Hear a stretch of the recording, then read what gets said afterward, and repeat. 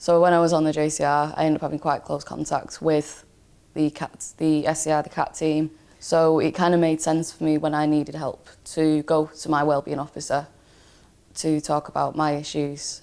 And I remember saying that I can't pour from an empty cup, and I proper held that close to my heart, and I've kept that in my head because I can't help people unless I'm well.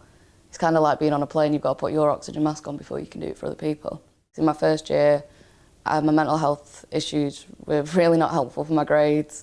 I was missing lectures, missing seminars, just having a bit of a rough time with it, staying in bed all day. And I went to Sarah to talk about it. I sent her an email just saying that I'd like to talk. I remember walking down to it thinking that I was just going to be invalidated again. There were so many people I'd spoke to about my mental health issues and even my physical ones.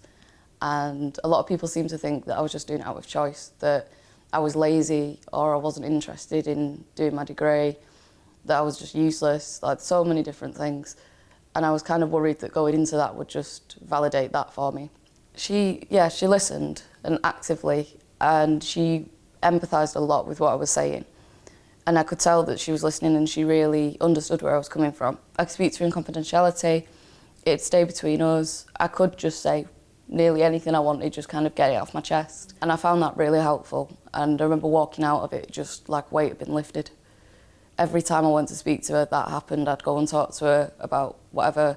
I could be in a really bad mood when I walk in and I walk out feeling like, yeah, I've got this, I can do this. I wouldn't say depending on your CAT team and your wellbeing officers are the answer. That won't solve everything, but it's a really good start. And your wellbeing officers can absolutely help you out when you need something more.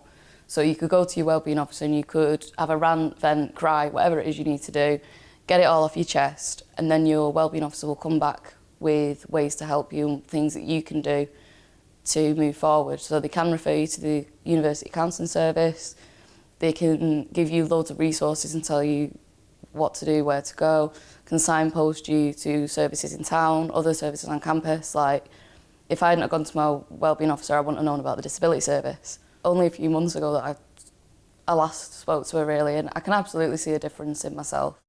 And I know full well that I couldn't have done half of the things I've done here if it wasn't for the support from the CAT team, and couldn't have developed into the person that I am now if it wasn't for my college.